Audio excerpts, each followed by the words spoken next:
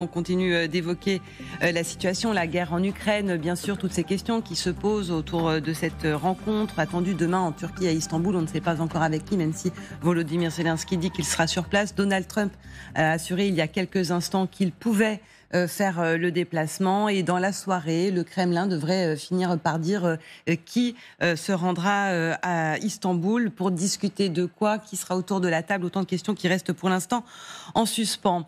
Mais puisqu'on parle de la guerre en Ukraine, Anne Genté, vous parliez tout à l'heure de cette guerre froide qui revient d'une certaine manière. Il y a la question du nucléaire qui est très importante, évidemment. La France est dotée de l'arme nucléaire. C'était une des nombreuses questions posées hier au président Emmanuel Macron. On l'écoute et on en parle juste après. Les Américains aujourd'hui ont des bombes, en effet, sur des avions, en Belgique, en Allemagne, en Italie, en Turquie, etc. Bravo. Nous sommes prêts à ouvrir cette discussion. J'en définirai le cadre de manière très officielle dans les semaines et les mois qui viennent, mais on a déjà engagé les choses avec ces réserves que j'évoquais. C'est-à-dire, c'est pas nous qui finançons, ça ne vient pas en soustraction de ce qu'on a. Voilà, comment protéger l'Europe? On va en discuter. Écoutez quand même le Kremlin qui a très vite réagi par la voix de son porte-parole, Dmitri Peskov. La prolifération des armes nucléaires sur le continent européen n'ajoutera ni de sécurité, ni de prévisibilité et ni de stabilité au continent européen. Dans l'ensemble, bien entendu, des efforts importants restent encore à faire, de la part de la Russie, des États-Unis et des pays européens dotés d'armes nucléaires pour former une architecture de sécurité stratégique en Europe. Aujourd'hui, l'ensemble du système de stabilité stratégique et de sécurité est dans un état déplorable pour des raisons évidentes. Xavier, ce n'est pas anodin qu'il réagisse très vite. Oui, très vite, mais finalement, sur un ton, on est plutôt en bas des menaces russes.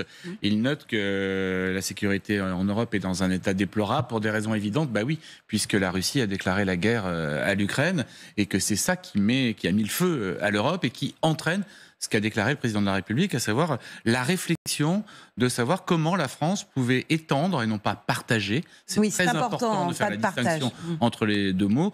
Son parapluie nucléaire, allant jusqu'à stationner des avions dans des pays qui en feraient la demande. Les Polonais, notamment, sont très demandeurs. La semaine dernière, le président Macron et Donald Tusk ont signé un traité d'amitié avec la Pologne, entre la Pologne et la France, le traité de Nancy, où, en sous-entendu sur les garanties de sécurité, on pouvait voir cette volonté pour les Polonais de bénéficier du parapluie nucléaire, mais il faut que ça se voit en fait. Il faut qu'on voit des avions, pas juste une intention. Si les intérêts vitaux de la France, comme le disait le général de Gaulle, étaient menacés, que la France réagirait si nécessaire avec l'arme atomique, si tel était le cas. Donc ça veut dire que les pays concernés devraient acheter des avions français, a priori, des Rafales, pour pouvoir porter les missiles français et ainsi pouvoir bénéficier du parapluie dont la décision, quoi qu'il en soit, resterait à l'Élysée entre les mains du président de la République. Oui, il a bien rappelé 3 conditions. La France ne paiera pas pour la sécurité des autres, mais c'est important de le rappeler parce que donc les Français ne seront pas dépossédés. Ce déploiement ne viendra pas en soustraction de ce dont nous avons besoin et la décision finale revient. Nous avons environ 300 ogives. Il en faudrait certainement plus si jamais on décidait d'en fournir à des pays amis en Europe. Maud Kessar, et après je vous donne la parole à Anne Genté. Oui, alors sur la question de la construction, finalement, les Européens doivent maintenant pouvoir être capables d'offrir ces garanties de sécurité que l'on attend trop du fait de notre dépendance à l'aide militaire américaine des Américains. C'est bien finalement une des leçons de la guerre en Ukraine, c'est que ce qu'on doit construire, c'est notre capacité d'abord à offrir ces garanties de sécurité. Ce qui est très intéressant dans le moment que nous vivons, et sur cette question du nucléaire, c'est comment on peut étendre finalement notre capacité de dissuasion, et pas simplement nous, la France, mais l'ensemble de nos partenaires européens. Et il me semble que dans les discussions en cours, dans le fait de réfléchir à une nouvelle architecture de sécurité européenne, ce qui est au cœur pour beaucoup de nos partenaires, notamment je pense aux pays baltes et aux pays du Nord, c'est de pouvoir aussi faire cette prolifération nucléaire dont parlait Peskov à l'instant, qui croit inopérante, mais qui est pourtant en chemin, elle est au moins en chemin dans les discussions. Et ça, les Russes le savent parfaitement, et donc c'est de nature à les inquiéter. Et donc je pense que ce discours assez rapide, qui apporte une réponse, il est plutôt de nature à finalement conforter une propagande qui est de nature à rassurer à la fois bien sûr la population nationale, mais aussi à décrédibiliser un adversaire qui finalement devient de plus en plus organisé, et menaçant, et y compris sur cette question-là, même si on n'y est pas encore, mais je pense que si on discute avec les Finlandais et les Baltes, on aura quand même des éléments de réponse assez clairs sur ces points. Anne Genetet. Alors sur le nucléaire, plusieurs choses. D'abord, notre dissuasion, il faut bien le répéter, le président l'a dit à plusieurs reprises, la conception, la production et la décision sont entièrement français et le resteront à jamais. Il faut vraiment être très précis. Conception, production, décision. C'est français de bout en bout. Et ça le restera. J'avais été interpellée par des Allemands lors de la conférence de sécurité de Munich il y a un an sur « Pourriez-vous m'expliquer à quoi pourrait ressembler la dimension européenne de la dissuasion française ?» J'avais été très étonnée que des Allemands viennent à moi, parlementaires, pour me poser la question. Et je leur ai fait la réponse que Xavier vient de faire, qui est de dire il faudrait des avions français, et puis après ça, on pourrait peut-être l'envisager. Mais je voudrais également souligner que j'avais remis un rapport à l'Assemblée sur l'OTAN et la France dans l'OTAN l'année dernière, dans lequel j'avais dit aussi que pour pouvoir imaginer aussi cette dimension européenne, encore faudrait-il aussi que nos alliés européens comprennent ce qu'est la dissuasion française. Et là, je dois dire qu'au sein de l'OTAN, nous avons ce qui s'appelle des NPG, des groupes de réflexion, de plans nucléaires, de planification nucléaire, qui ne sont pas des groupes de décision du tout. Mais c'est en fait, on pourrait l'assimiler à ça, un groupe de plaidoyer. On explique un peu ce qu'est la dissuasion nucléaire. Or, la France n'en fait pas partie. Et résultat, nos alliés de l'OTAN sont sous un discours qui est essentiellement américain. Moi, je plaide pour que la France intègre ces groupes de manière à ce que nos alliés de l'OTAN puissent entendre ce qu'est la version française de la dissuasion nucléaire. Et puis un dernier point en dehors de la dissuasion nucléaire, il y a d'autres formes de dissuasion. Et là, moi, j'attends au Parlement européen que nous puissions, au Parlement français, pardon, que nous puissions enfin mettre sur l'agenda de l'Assemblée la proposition de loi qui a été débattue au Sénat, qui nous vient de l'Europe, qui est la transposition de la directive NIS2, qui est pour construire un bouclier cyber européen. Nous sommes plusieurs pays européens à ne toujours pas l'avoir ratifié. J'attends de la France que, dans la plus grande urgence, elle le fasse, si possible, avant l'été. Alors, c'est un billard très compliqué, parce que le président Macron, il joue aussi sur la peur de voir se retirer le parapluie américain pour les bonnes parties des États européens. Donc, il joue aussi sur les Américains de cette façon, en disant, finalement, si vous retirez vos billes, eh bien, peut-être que nous proposerons quelque chose d'autre.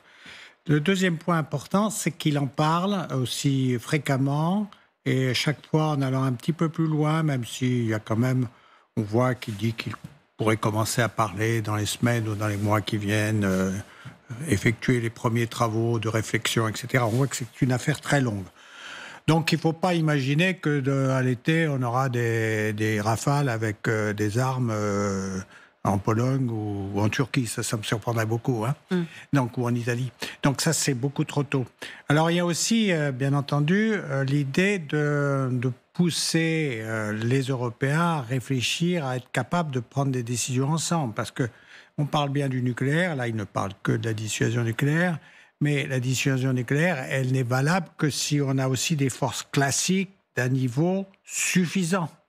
C'est parce qu'on s'aperçoit que le nucléaire n'est pas l'essentiel. On le voit quand les Israéliens, puissance nucléaire, ont reçu 180 missiles au mois d'avril dernier et ils n'ont pas tiré nucléaire sur Téhéran.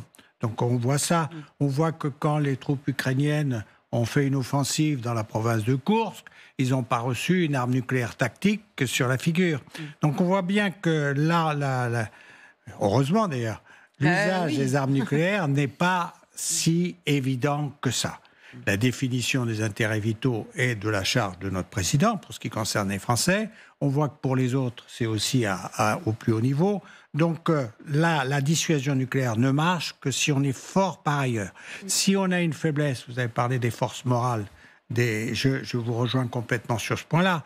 Si on a un peuple qui est prêt à se coucher, personne n'appuiera sur le bouton. Et ils ne trouveront pas des soldats et des marins et des aviateurs pour signifier véritablement. Donc on voit bien que c'est une équation compliquée. Le nucléaire n'est pas la réponse à tout. C'est justement l'ultime réponse que l'on pourrait avoir si vraiment tout a échoué avant. Donc pour en être là, il ne faut pas sous-estimer ce qui vient d'être dit par le président. Bien entendu, c'est très, très, très important pour la construction européenne, mais il faut auparavant commencer à construire ce qui est plus long à construire, c'est-à-dire une véritable entité politique européenne et des capacités militaires européennes réelles, car vous avez vu que les 4 États volontaires, ils ont quand même avec de la bonne volonté, pas été capables de rassembler des troupes d'un volume si considérable que ça puisse peser. Donc on voit que c'est une équation. Il faut, comme je me répète régulièrement, il faut maintenant passer de toutes ces paroles qui sont bienvenues à un certain nombre d'actes, d'actions, de travaux, de construction. Ce que vous avez dit, on est à conception, production, décision. Et ça restera effectivement... Pour ce que les nucléaires français, ça non, mais vous aviez raison. Oui, puis vous parliez de guerre froide tout à l'heure, Isabelle. Oui. On pourrait se retrouver dans la situation où, par exemple, sur un aérodrome proche de Gdansk, en Pologne, on aurait des Rafales français stationnés face à l'exclave de Kaliningrad, où les Russes ont eux-mêmes des missiles nucléaires. On serait dans une situation qui deviendrait quand même extrêmement tendue si on en arrivait là à la fin de cette histoire. Rappelons, permettons qu'on a des avions dans le ciel du pays balte et qui sont stationnés en Estonie. Enfin, des Rafales sont passés en Pologne juste avant la ratification du traité entre Emmanuel Macron et Donald Tusk. Mais on a des unités en Pologne. L'image, elle est quand même assez forte de voir ça, ou face à la Biélorussie, par exemple. Je voudrais vous faire écouter le chancelier allemand. Juste une petite réaction, et puis après on l'écoute. Allez-y d'abord, et puis après on passera... Non, simplement pour dire que les discussions qui nous occupent sont aussi à la table de négociations un peu en marge, dont on a moins parlé tout à l'heure, qui se déroule aujourd'hui, qui se déroule ces jours-ci à Antalya, avec Rubio, donc le responsable du département d'État, et qui est là pour discuter aussi de l'avenir de l'OTAN et pour préparer le fameux sommet de l'OTAN que nous aurons fin juin et qui s'annonce fort intéressant vu les discussions en cours. Et effectivement, on va parler dans un instant de l'OTAN, les ministres des Affaires étrangères qui sont réunis en ce moment à Antalya, en Turquie. Alors, le chancelier allemand, tout nouveau chancelier allemand, Friedrich Merz, qui fait ces déclarations que nous allons vous partager maintenant. Ceux qui croient que la Russie se contentera d'une victoire sur l'Ukraine ou de l'annexion d'une partie du pays se trompent. Et la suite, je crois que c'est lui qui va le dire. On va l'écouter. À l'avenir, le gouvernement fédéral allemand fournira toutes les ressources financières nécessaires à la Bundeswehr pour devenir l'armée conventionnelle la plus puissante d'Europe. Cela est approprié pour le pays le plus peuplé et le plus puissant économiquement d'Europe. Nos amis et partenaires l'attendent également de nous. En fait, ils l'exigent pratiquement.